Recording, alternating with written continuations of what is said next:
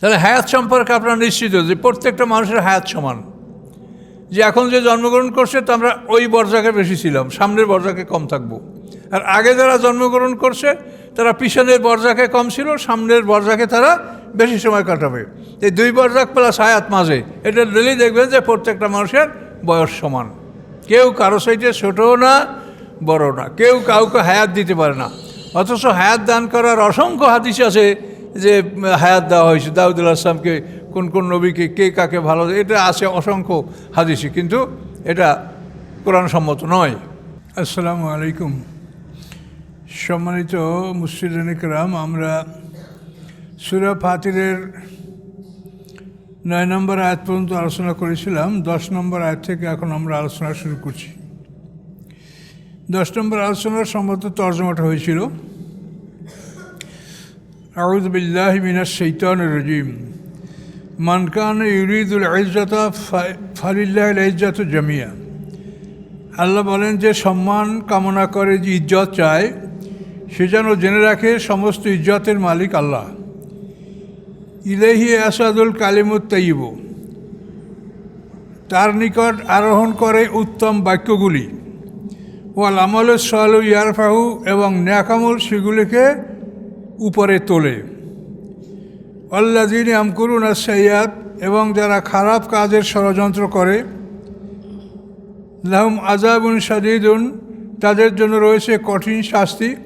ও মাকরু উলাইকা ইয়াবুর, এবং তাদের এই ষড়যন্ত্রকে আল্লাহ ধ্বংস করে দিবেন। এখানে সম্মানের ব্যাপারটা আমরা পৃথিবীতে ইতিহাস থেকে আমাদেরকে দেখে নিতে হবে যে আসলেই সম্মানের মালিক আল্লাহ।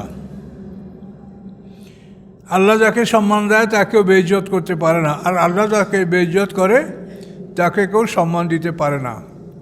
তবে সম্মান নিজে কেড়ে নেওয়ার চেষ্টা করে যারা, তারা বেইজ্জতি হয়, তাদের সম্মান থাকে না, তারা অসম্মান হয়। তো এই জন্য জোর করে কেউ সম্মান অর্জন করার চেষ্টা করবেন না, করা উচিত না। বরং ভালো কাজ করেন, সম্মান দেওয়ার মালিক আল্লাহ। এবং আপনি আল্লাহর কাছে প্রতিদান চান, মানুষের কাছে সম্মান কামনা করবেন না। ইজ্জত যেহেতু আল্লাহর কাছে, কাজে আল্লাহর কাছে আপনি সম্মান চান এবং আপনি সম্মানজনক কাজ করেন, তাহলে আল্লাহ আপনাকে সম্মান দিবে। এই আয়াতের দ্বিতীয় অংশ হলো ইয়াসাদুল কালিমুত তাইয়্যিব, পবিত্র বাণীগুলি আল্লাহর নিকট আরোহণ করে। পবিত্র বাণী বলতে সুবহানাল্লাহ, আলহামদুলিল্লাহ, লা ইলাহা ইল্লাল্লাহ, আল্লাহু আকবার, লা হাওলা ওয়ালা কুওয়াতা ইল্লা বিল্লাহ, এই ধরনের আরও যত দোয়া আছে, কোরআনের কোনো আয়াত, কোরআনের যতগুলি ছোট ছোট দোয়া আছে, এই সবগুলি পবিত্র বাক্য। দুরূদ সালাম সবই পবিত্র বাক্য। তো এখানে আল্লাহ বলছেন ইলাইহি ইয়াসাদুল কালিমুত তাইয়্যিব, পবিত্র বাক্যগুলি আল্লাহর নিকট আরোহণ করে, কিন্তু ওয়াল আমলুস সালিহু ইয়ারফাহু, আমলে সালেহ তাকে উপরে তোলে। এই আমলে সালেহ যদি না থাকে আর কালেমায়ে তাইয়্যিব থাকে, শুধু জিকির, তাহলে এটা আকাশে উঠবে না। পরিষ্কার কথা। একটা মানুষ আছে শুধু মাথা ফাটাইয়া জিকির করছে, কিন্তু নামাজের সূরা কেরাত সে জানে না, সে শরীয়তের বিধিবিধান জানে না, মানে না, মনে করে যে আমি জিকির করে মজনুন হয়ে যাচ্ছি, জিকির হয়ে একেবারে আমি ভেসতে চলে যাচ্ছি। এরকম ধারণা কিন্তু অনেক মানুষের আছে। শরীয়তের বিষয়বস্তু তারা জানারও চেষ্টা করে না, মানারও চেষ্টা করে না। সেই কথাটা আল্লাহ এখানে স্পষ্ট করে দিলেন, বল আমলুস সালিহু ইয়ারফাহু, আমলে সালেহ এটাকে উপরে তুলবে। আমলে সালেহ যদি না থাকে তাহলে তার কালেমায়ে তাইয়্যিব আকাশে আরোহণ করবে না। আমলে সালেহ যদি না থাকে তার নেক আমলগুলি, নফল ইবাদতগুলিও কবুল হবে না। মনে করেন আপনি ফরজ না পড়ে যদি নফল নামাজ পড়েন, এটা কি কবুল হবে? আপনার বিবেকে কি বলে? হতে পারে না। আপনি যদি জাকাত না দিয়া মানুষকে দান খয়রাত করেন, আপনার লক্ষ লক্ষ জাকাত হচ্ছে, তা দিবেন না, কিন্তু মানুষকে 10-20-500 টাকা এমনি দিচ্ছেন, এটা আপনি সব পাবেন না। কারণ আমলে সালেহ হচ্ছে দানের, আমলে সালেহ হচ্ছে যে আপনি যেটা সদকায়ে ওয়াজিবা, যেটা আপনার দেওয়া ওয়াজিব, জাকাত, ওসর, এগুলি সব দিবেন, দেওয়ার পরে যেটা আপনি অতিরিক্ত নফল দান করবেন সেটা আপনি নফল পাবেন। আর এই মৌলিক বিষয়গুলি যদি আপনি আদায় না করেন, আপনি ফসলের জাকাত দেন নাই, ওষুধ দেন নাই, আপনি টাকার জাকাত দেন নাই, অথচ আপনি মানুষকে দান করছেন, এই সব কথাটাই এখান থেকে আল্লাহ বোঝাচ্ছেন যে পবিত্র বাক্যগুলি আল্লাহর কাছে ওঠে, আরোহণ করে, কিন্তু নেকামল এগুলোকে আকাশে তোলে। কাজে নেকামল যদি না থাকে, আমলে সালেহাত, এই আমলে সালেহাত বলতে বোঝানো হয়েছে যে সমস্ত ফরজ করণীয় কাজগুলি এবং সমস্ত বর্জনীয় কাজগুলি, হারাম মকরুহ তাহরিম বর্জনীয় কাজগুলি, ফরজ ওয়াজিব যাবতীয় করণীয় কাজগুলি, এই দুটো মিলেই হলো আমলে সালেহাত। এবং এই দুটো আমলের জন্য প্রত্যেকটা মানুষ দুটো জান্নাত পাবে, যেটা কোরআনে আল্লাহ বলেছেন, ওয়ালিমান খাফা মাকামা রাব্বি জান্নাতান। রবের সামনে দাঁড়াতে হবে, হিসাব বুঝিয়ে দিতে হবে, এই ভয় যারা করেছে দুনিয়াতে তাদের জন্য দুটি জান্নাত, করার জন্য একটা জান্নাত আর না করার জন্য একটা জান্নাত। সে যে করেছে যেগুলি, সেগুলির জন্য একটা জান্নাত পাবে। আর যে করে নাই, আপনি অন্যায় করেন না, ইফটিজিং করেন না, আপনি কোনো সিনেমায় যান না, গানে যান না, যাত্রা থিয়েটারে যান না, আপনি কোনো খারাপ মজলিসে যান না, এই যে না করাগুলি, না করার মধ্যে সুদ পড়ে, সুদ খাওয়া, এটা হারাম, এটা আপনি করেন না করা, এই না করার জন্য একটা জান্নাত আর করার জন্য আর একটা জান্নাত, এই দুটো জান্নাত আল্লাহ ঘোষণা করছেন। ওয়ালিমান খাফা মাকামা রাব্বি জান্নাতান। এবং আল্লাহর সামনে দাঁড়ানোর কথা যারা ভয় করে তারাই করণীয় কাজগুলি করে এবং বর্জনীয় কাজগুলি তারা বর্জন করে। এই জন্য মনে রাখতে হবে, সবসময় প্রত্যেকটি বিষয়ের ফরজগুলি জানার চেষ্টা করতে হবে যে আমি ফরজগুলি ঠিকমতো আদায় করছি কি না। ফরজ আদায় না করে নফলের চিন্তা করলে হবে না। আপনি সতর ডাকা ফরজ, এখন সতর না ডাকে যদি মাথায় পাগড়ি বাঁধেন কাপড় দ্বারা, তাহলে কি হবে? আগে সতর ডাকবেন, তারপর যদি অতিরিক্ত থাকে তাহলে আপনি পাগড়িও বাঁধেন, অসুবিধা নাই। কিন্তু সব সময় বুঝতে হবে যে মৌলিক বিষয়টা আমি আদায় করেছি কিনা। পিতামাতার সেবা করেন না, অন্য অন্য আত্মীয় স্বজনদেরকে খুব খাওয়ান, বন্ধু বান্ধবকে খাওয়াইলেই সব। আল্লাহ রসুলকে সাল্লাল্লাহু আলাইহি ওয়াসাল্লামকে জিজ্ঞাসা করা হয়েছে যে উত্তম ইসলাম কি? তখন আল্লাহ রসুল বলেছেন, তুকরিউস সালাম ওয়া তুতিমুত তাআম, তুমি মানুষকে সালাম বলাও, মানুষকে খাদ্য খাওয়াও। এখন সালাম বলাবেন কীভাবে? আপনি বলবেন এই ভাই সালাম দেন, এটা বলবেন? আপনি আসসালামু আলাইকুম বলবেন, তখন ও বলতে বাধ্য, ওয়ালাইকুম আসসালাম তার জন্য বলা ওয়াজিব। তো এইটা আল্লাহ রসুল কত সুন্দর ভাষায় বলেছেন, তুকরিউস সালাম ওয়া তুতিমুত তাআম, তুমি সালাম বলাও আর খাদ্য মানুষকে খাওয়াও, খাওয়ানো বড় সওয়াব। তো এখন এটা আপনি বুঝতে পারছেন যে সালাম বলাতে বলেছে, তার মানে তাকে আপনি বলবেন না যে তুমি সালাম বলো, আপনি বলবেন কি আসসালামু আলাইকুম। তখন ওই লোকটা সালামের জবাব দিতে বাধ্য, যে জবাব দেওয়া তার জন্য কি ওয়াজিব। তো এই জন্য আপনি খাওয়ানোর সব যেটা আপনি পেতে যান, সেখানেও আপনি দেখতে হবে যে আপনার মৌলিক আত্মীয় স্বজন যারা, পিতামাতা, নিকটতম আত্মীয়, এদেরকে বাদ দিয়ে যদি আপনি অন্য লোককে খাওয়ালেন, তাহলেও কিন্তু আপনি এই খাওয়ানোর সবটা আপনি পাবেন না। কাজে আল্লাহর কোরআন থেকে এই সমস্ত বিষয়গুলি বুঝে নিতে হবে যে মৌলিক বিষয়গুলি পালন না করলে তার নফল মুস্তাহাবের সওয়াব পাওয়া যায় না।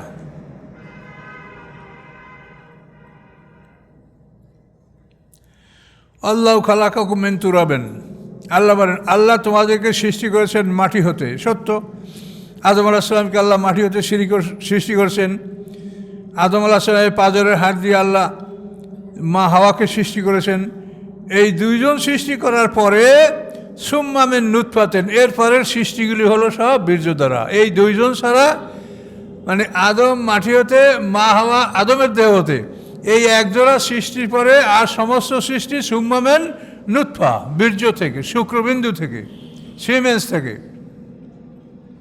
অর্থাৎ আমাদের যে পানি, মাটি, আগুন, বাতাস আদম আলাইহিস সালামের যে ছিল, সেটাকে আল্লাহ শুক্রকীটে বা শুক্রবিন্দুতে আল্লাহ এটাকে পরিবর্তন করে দিয়েছেন, রূপান্তরিত করে দিয়েছেন। ফলে আমরা মানে সেই বীর্যের ধারা, এই ধারায় আমরা পৃথিবীতে জন্মগ্রহণ করছি এবং ভবিষ্যতেও করবে। তাই আল্লাহ বলেন যে আল্লাহ তাআলা তোমাদেরকে সৃষ্টি করেছেন মাটি হতে, তারপর সৃষ্টি করেছেন তোমাদেরকে সিমেন্স থেকে, বীর্য হতে, সুম্মা জাআলাকুম আজওয়াজা, তারপর তোমাদেরকে করেছেন জোড়া জোড়া। সমস্ত মানুষ জোড়া, স্বামী স্ত্রী এক জোড়া, এবং প্রত্যেক স্ত্রী তার স্বামীর হাড্ডি থেকে তৈরি হয়। যেরকম আদম আলাইহিস সালামের হাড্ডি থেকে যেরকম মা হওয়া তৈরি হয়েছে পাঁচের হাড্ডি থেকে, ওইরকম প্রত্যেকটা পুরুষ থেকে আল্লাহ তাআলা তার জোড়া সৃষ্টি করেন, এক বা একাধিক। ওমা তাহমিলু মিন উনসা ওয়ালা তাদাউ ইল্লা বিইলমি, গর্ভধারণ করে না কোনো নারী, ওয়ালা তাদাউ, এবং সন্তান প্রসব করে না কোনো নারী, ইল্লা বিইলমি, আল্লাহর অজান্তে। আল্লাহ জানেন নির্ধারিত সময়, যে সময় আল্লাহ নির্ধারণ করে ওই সময় সে জন্মগ্রহণ করবে, যাতে ডাক্তারে করুক আর নর্মাল হোক, ওটা আল্লাহর নির্ধারিত টাইমেই হবে। ওমা ইউআম্মারু মিন মুআম্মারিন ওয়ালা ইয়ানকুসু মিন উমরি ইল্লা ফি কিতাব, আল্লাহ বলেন জীবন যাপন করে না, বয়স ভোগ করে না কোনো বয়স ভোগকারী, যে আমরা বয়স উপভোগ করছি।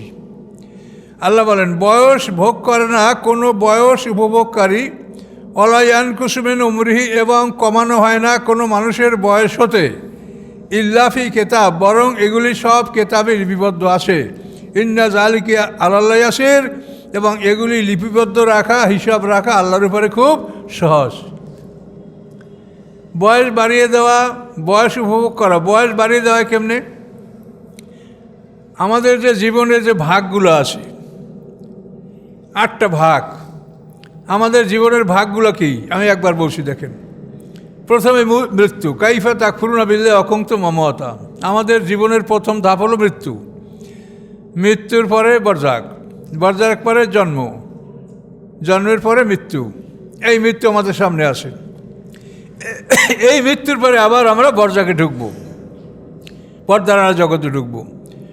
সেখানে আল্লাহর ইচ্ছা যতদিন ততদিন থাকার পরে সেখান থেকে আমরা কি করব, মানে আমরা মৃত্যু, তারপর আমাদের সামনে মৃত্যুর পরে বরজাক, বরজাকের পরে আমাদের মানে দ্বিতীয় জন্ম, জন্মের পরে আমাদের জীবন। যে মরণের পরে 4টি হবে তো, আমাদের মরণ, মৃত্যু, বরজাক, জন্ম, জীবন, তারপর আবার এই মৃত্যু, বরজাক, জন্মজীবন, ঠিকই আছে 8টা।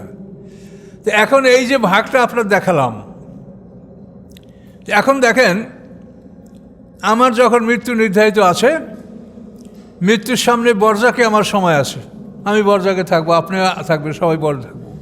এখন আল্লাহ যদি হায়াত বাড়ায় দিতে চান, তা আমার হায়াতের সাথে বরজাক থেকে আমার 10 বছর যোগ করে দিবেন, সেটা অন্য কারো হায়াত থেকে দিবেন না। বরজাক থেকে আমাকে 10 বছর যোগ দিবেন, আমার বরজাক কমাই দিবেন। আর যদি আল্লাহ হায়াত কমাই দিতে চান, তা আমার হায়াত থেকে 10-20 বছর কমিয়ে সেটা বরজাকে যোগ করে দিবেন, ওখানে থাকবে। কোনো মানুষ কারো সে একদিনের ছোট না, একদিনের বড় না, সমস্ত মানুষগুলির বয়স সমান। এটা আপনি একটু হিসাব করলেই বুঝবেন। আমরা এখন জন্মগ্রহণ করছি, আমাদের আগে অন্তত 7,000 বছর, 8,000 বছর পার হয়ে গেছে। তো এই 7-8,000 বছর আগে জন্মগ্রহণ করে যারা মৃত্যুবরণ করছে, তারা মৃত্যুর পরে কোথায় ছিল? বরজাকে, পর্দার আড়ালে জগতে। সেই বরজাক থেকে তারা হয়তো এই হাজার হাজার বছর এই অন্ধকারে থাকার পরে হাসরের ময়দানে আমাদের সাথে উঠবে। তো তাদের বরজাকটা অতি লম্বা হলো, আর পিছনে হায়াতটা তাদের যা ছিল তাই ছিল। আর আমরা যারা আছি, আমাদের পিছনে বরজাক, সামনেও বরজাক। তো এই পিছনে বরজাক, সামনে বরজাক, মধ্যে হায়াত, এই 3টা মিলাইলে আমাদের সবার বর্ষা সমান হয়ে যাবে। তাতে অতীত বর্তমান যাকেই বলেন, যে আগে মারা গেছে তার পিছনে বরজাক ছিল কম, আর সামনে বরজাক বেশি। অতীত প্রত্যেকটা মানুষের 2টা বরজাক, মৃত্যুর পরে সে বরজাকে থাকছে, আগে ছিল আর এখনও সে মৃত্যুর পরে বরজাকে থাকবে। কাজে প্রত্যেকটা মানুষের 2টা বরজাক, 2টা জীবন, এটা যদি আপনি যোগ করেন তাহলে প্রত্যেকটা মানুষের সমান বয়স সমান, কেউ কারো সাইতে একদিনের বড়ও না ছোটও না। তো এই জন্য আল্লাহ তাআলা কারো হায়াত থেকে কাউকে হায়াত দিবে না। যদি হায়াত আল্লাহ দান করেন তাহলে আমার হায়াত আমার বরজাক থেকে হায়াতের সাথে যোগ দেবেন, আর যদি আল্লাহ হায়াত কমিয়ে দেন তো আমার হায়াত থেকে হায়াত মানে আয়ু কমাইয়া সময় কমিয়ে এটা বরজাকের সাথে যোগ দিয়ে দিবেন। তাতে করে আমার বয়সের যে একটা হিসাব এটা ঠিক থাকবে।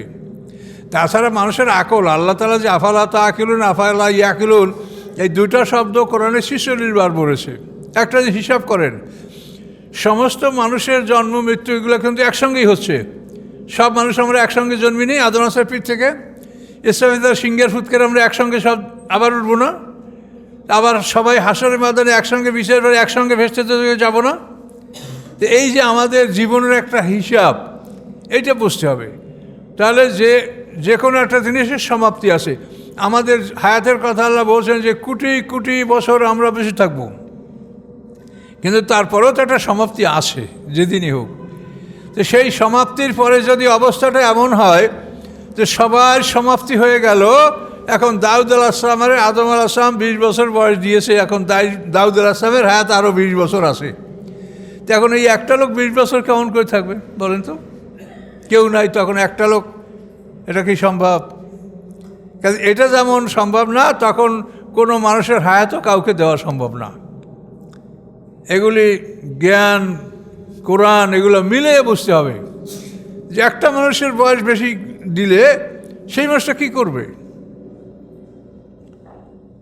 কাজে এই জন্য এই সমস্ত কথা হিসাব কিতাব করে বলতে হবে। অনেকে বলে কি আসাবে কাবের কুত্তা ভেসতে যাবে, নাউজুবিল্লাহ। আশা কুকুর ভক্তি, কুকুর যে পূর্বভক্ত সেটা এখনও পৃথিবীতে দেখা যায়। অনেক কুকুর দেখা যায় যে তার মনিবের কবরের কাছে বসে থাকে, এই জন্য কুকুর ভেসতে যাবে।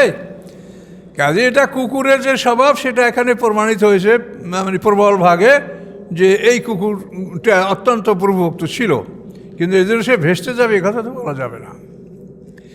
এই জন্য আল্লাহর বিধানের বাইরে কোনো কথা বানিয়ে বলা যাবে না। আমরা যাই বলবো, যা আসে কোরআনে আমরা তাই বলবো। হেদায়েতের মালিক আল্লাহ, হেদায়েত দান করলে আল্লাহ এইটাই দান করবেন। আর যদি আমরা 10 গুণ বাড়িয়ে বলি তাতে কোনো দিন হেদায়েত আসবে না। আমরা আল্লাহর চাইতে ভালো বুঝি না, নাউজুবিল্লাহ। কাজে এই জন্য কখনও কোনোভাবেই শরীয়তের ব্যাপারে বাড়াবাড়ি, বাড়তি কমতি কোনোটাই করা যাবে না। এখন এখানে দেখলেন যে আল্লাহ আমি কাউকে বয়স দেই না বা কাউকে বয়স বাড়িয়ে দেই না এবং কারো ওমর বয়স কমাই না, বরং এগুলি সব আমার কেতাবে লিপিবদ্ধ আছে এবং এগুলি এভাবে সংরক্ষণ করা আমার পক্ষে খুবই সহজ। এখন আল্লাহ কি সংরক্ষণ করছে সেটা আমাদের কাছে তো গায়েব, আমরা তো জানি না। আল্লাহ আমাদের কি ভাগ্যে রাখছেন তাও লিখে রাখছেন, কিন্তু তা গায়েব, আমরা জানি না। এই না জানার কারণে আমাদেরকে মেহনত করতে হচ্ছে, যে আমরা মেহনত করলে ফল পাবো। আর আল্লাহ একটা বড় কথা আমাদেরকে বলে দিয়েছেন, সেটা হলো এই যে তকদিরের মূল কপিটা আল্লাহর হাতে। আল্লাহ ইচ্ছা করলে যে কোনো মুহূর্তে তোমার তকদিরের মূল কপি, এটা তোমার তকদিরটা পরিবর্তন করে দিতে পারেন। ইলাইহি ইয়াসআদুল কালিমুত তাইয়্যিব, এটা তো এখানে ও একটা হলো ইয়ামহুল্লাহু মা ইয়াশাউ ওয়া ইউসবিত ওয়া ইনদাহু উম্মুল কিতাব, সূরা রাদের মধ্যে। ইয়ামহু টু ইরেজ, মানে মুছে দেওয়া। আল্লাহ ইচ্ছা করেন যা তা তিনি মুছে ফেলতে পারেন, এবং যা ইচ্ছা করেন তিনি স্থির রাখতে পারেন, ঠিক রাখতে পারেন। কাজেই তাকদিরও যদি আপনি বলেন যে আমার কি খারাপ লেখা আছে, মন্দ লেখা আছে, কি না আছে, আপনি আল্লাহর শরিয়াত দেখে, কোরআন দেখে আপনি যদি চলতে লাগেন, তা আপনার যদি কিছু খারাপ থাকে সেটা আল্লাহ পরিবর্তন করে দিবেন, সে ঘোষণাও আল্লাহ কোরআনে দিয়েছেন। কাজেই মনের মধ্যে কোনো রকম দুর্বলতা রাখবেন না যে আমি বুঝি আমার ভাগ্যে খারাপ লেখা আছে, আমার দোজখেই যাইতে হবে, না, এরকম চিন্তা করবেন না। তাহলে হায়াত সম্পর্কে আপনারা নিশ্চিত যে প্রত্যেকটা মানুষের হায়াত সমান। যে এখন যে জন্মগ্রহণ করছে তা আমরা ওই বর্জাকে বেশি ছিলাম, সামনের বর্জাকে কম থাকবো। আর আগে যারা জন্মগ্রহণ করছে তারা পিছনের বর্জাকে কম ছিল, সামনের বর্জাকে তারা বেশি সময় কাটাবে। এই 2 বর্জাক প্লাস হায়াত মাঝে, এটা ডেলি দেখবেন যে প্রত্যেকটা মানুষের বয়স সমান। কেউ কারো সাইডে ছোটও না বড় না, কেউ কাউকে হায়াত দিতে পারে না। অথচ হায়াত দান করার অসংখ্য হাদিস আছে যে হায়াত দেওয়া হয়েছে দাউদ আলাইহিস সালামকে, কোন কোন নবীকে কে কাকে ভালো, এটা আছে অসংখ্য হাদিসে, কিন্তু এটা কোরআন সম্মত নয়।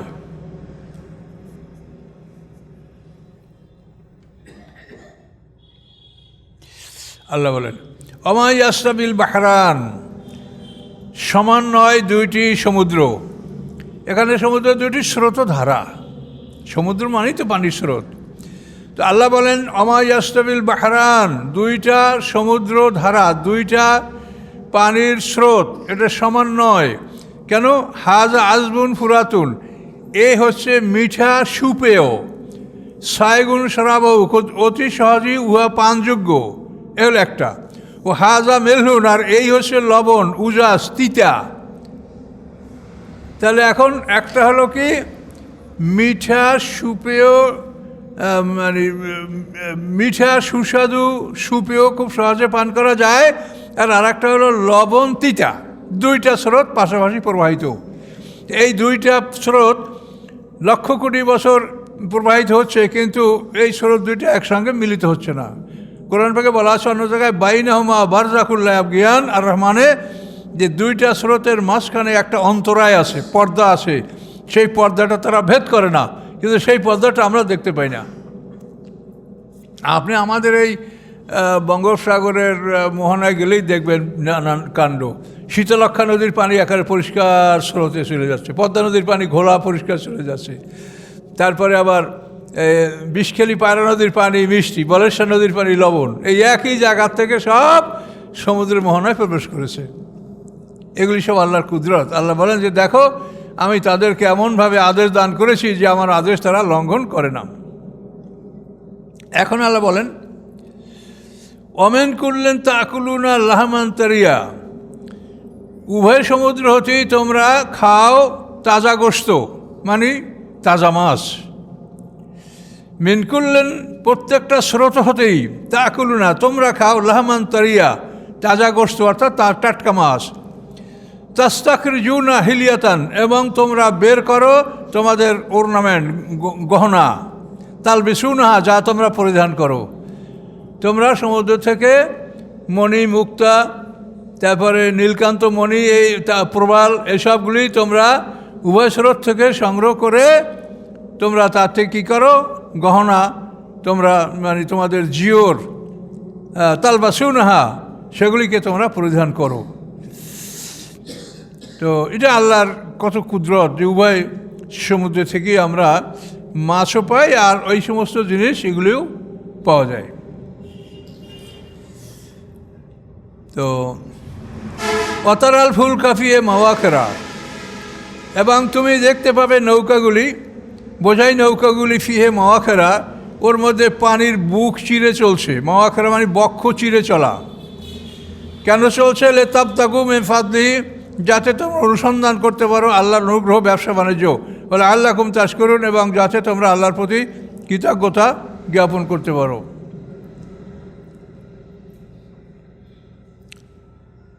আচ্ছা, ইউলিজুল লাইলা ফিন নাহার, তিনি প্রবেশ করিয়ে দেন রাতকে দিনের মধ্যে। এই যে এখন বর্তমানে রাতকে দিনের মধ্যে প্রবেশ করিয়ে দিয়েছেন, ফলে দিন ছোট হতে হতে দিন হয়েছে 9 ঘন্টা, আর বাকিটা সম্পূর্ণ কি 15 ঘন্টা রাত। এটা আল্লাহ বলেন যে তিনি প্রবেশ করিয়ে দেন রাতকে দিনের মধ্যে। ওইউলুজুন নাহার, আবার কখনও প্রবেশ করিয়ে দেন দিনকে রাতের মধ্যে। দিনকে যখন রাতের মধ্যে প্রবেশ করায় দেবেন, তখন রাত ছোট হয়ে যাবে, রাত হবে 9 ঘন্টা আর দিন হবে কত? 15 24 ঘন্টা। এইভাবে আল্লাহ এটা চোখের সামনে দেখছেন। এইটা আল্লাহ ছাড়া পৃথিবীর কারো কোনো করার ক্ষমতাও না, এটা রদ করার ক্ষমতা নাই। এখন দিন ছোট হচ্ছে, এটাকে কেউ কমাতে পারবে? আবার যখন দিন বাড়তে শুরু করবে, গরম বাড়তে শুরু পরিবর্তন করতে পারবে? এই আবহাওয়ার যে দিক থেকে বাতাস যখন এখন উত্তর দিকে প্রবাহিত হচ্ছে, কেউ ঠেকাতে পারবে যেটা আমি ঘুরাই দেবো? আর দক্ষিণ থেকে যখন আসবে সেটাকেও ফিরাতে পারবে? তা আল্লাহ বলেন যেগুলি পৃথিবী আমার, এবং এই পৃথিবীতে যা কিছু ঘটে আমার ইচ্ছায় ঘটে, কিন্তু তোমাদেরকে আমি ক্ষমতা দিয়েছি এই দিয়ে আমার পৃথিবীতে অন্যায় করো না। অন্যায় করলে খবর আছে, কি খবর আছে তা কোরআনে সব বলা আছে। অসাক্ষরা শামস আল কামারাম, এবং তিনি কাজে নিয়োগ করেছেন সূর্যকে এবং চন্দ্রকে। তারা কাজে নিয়োজিত, কাজ করে, সাবসার্ভিয়েন্ট, তাবে অনুগত। চন্দ্র সূর্যকে কাজে নিয়োজিত করেছেন, সেইভাবে চন্দ্র সূর্য দায়িত্ব পালন করে যাচ্ছে। কুল্লু ইয়াজরিল আজালে মুসাম্মা, এবং প্রত্যেকটি নির্ধারিত সময় পর্যন্ত চলবে। এগুলো কিয়ামতময় থাকবে না, নির্ধারিত সময় পর এগুলো ধ্বংস হয়ে যায়। এই জন্য বলা হয়েছে লে আজালেম মুসাম্মা, যে প্রত্যেকটাই একটা নির্ধারিত সময় পর্যন্ত চলবে, তারপর এরা ধ্বংস হবে। সূর্য সম্পর্কে বিজ্ঞানীরা বলছে যে সূর্য যদি এভাবে চলতে থাকে তাহলে সূর্যের গন্তব্যস্থল সোলার অ্যাপেক্স, এই সোলার অ্যাপেক্সে সূর্য পৌঁছতে 10,000 কোটি বছর যদি সূর্য চলে তো ওখানে পৌঁছতে পারবে। কিন্তু অবশ্যই সূর্য 10,000 কোটি বেশি থাকবে না।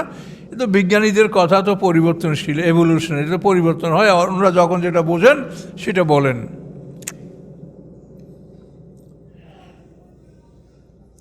জালিকুমুল্লাহ রব্বুকুম, এই হচ্ছে তোমাদের রব, লাহুল মুলক, রাজত্ব তার। দেখেন তো কি কি কথা বললেন। এই যে সমুদ্রের অবস্থা, দিবারাত্রি পরিবর্তন অবস্থা, চন্দ্র সূর্যের অবস্থা, এগুলি আল্লাহ ছাড়া কার উপরে হাত আছে? কেউ কিছু করতে পারে? সূর্যটাকে প্রতিদিন লাইন চেঞ্জ করে দেওয়ার ফলে সূর্যটা নূতন নূতন জায়গায় উদয় হয়, নূতন নূতন জায়গা থেকে অস্ত যায়। রেল লাইনের লাইন পাল্টাবার জন্য তো স্টেশনের লোক থাকে, ইঞ্জিন সামনে থেকে পিছনে নিতে হবে। কিন্তু এই চন্দ্র সূর্যকে তার গতি পরিবর্তন করার জন্য কে আসে?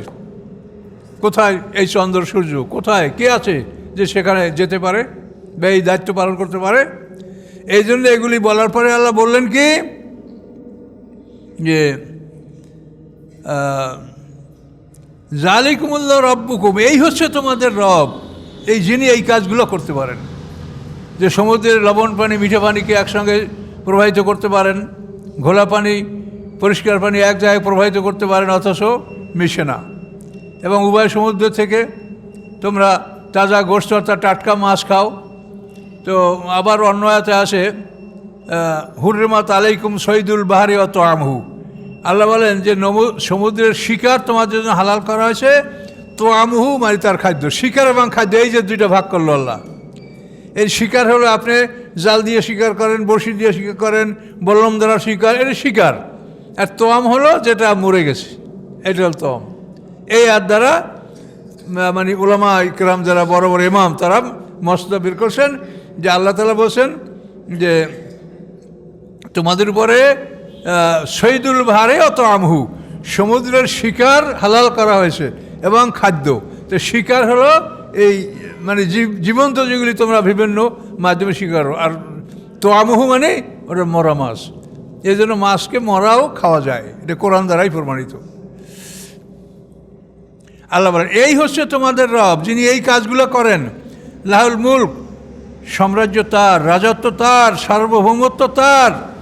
আল্লাযিনা তাদউনা মিন দুনিহি, এবং আল্লাহকে ছাড়া তোমরা যাদেরকে ডাকো, মা ইয়ামলিকুনা মিন কিতমির, তারা একটা খাজুরের বিচির যে আবরণ, খাজুরের বিচির উপরে যে হালকা পর্দা, এটাকে কাতমির বলা হয়, এই কেতমির পরিমাণও তারা কোনো কিছুর মালিক না।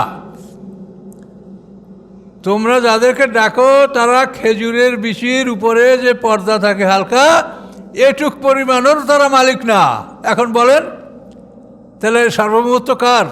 রাষ্ট্রীয় ক্ষমতা কার? হ্যাঁ, আসামিকে ক্ষমা করে দেওয়া ক্ষমতা কার? এখন বলেন। এইগুলোই সেদিন আল্লাহ প্রশ্ন করবেন, কোন ক্ষমতা বলে তুমি এটা করেছো?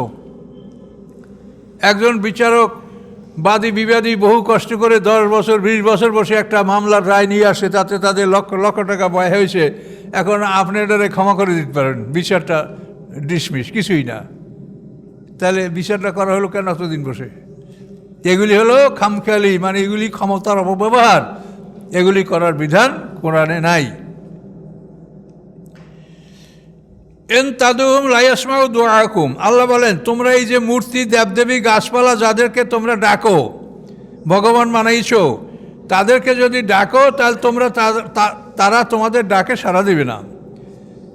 ওয়ালাউ সামিউ মাস্তাজাবু লাকুম, তোমাদের ডাক যদি তারা শুনতেও পায় কিন্তু জবাব দিতে পারবে না।